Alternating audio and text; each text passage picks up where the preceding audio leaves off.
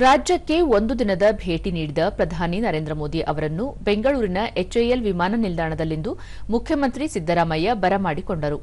ಈ ವೇಳೆ ಮುಖ್ಯಮಂತ್ರಿ ಅವರು ರಾಜ್ಯಕ್ಕೆ ಸಂಬಂಧಿಸಿದ ವಿವಿಧ ಅಭಿವೃದ್ಧಿ ಯೋಜನೆಗಳ ಕುರಿತಾದ 18 ವಿಷಯಗಳ ಮನವಿ ಪತ್ರವನ್ನು ಪ್ರಧಾನಿ ಅವರಿಗೆ ನೀಡಿ ರಾಜ್ಯದ ಈ ಬೇಡಿಕೆಗಳನ್ನು ಈಡೇರಿಸುವಂತೆ ಮನವಿ ಮಾಡಿದರು.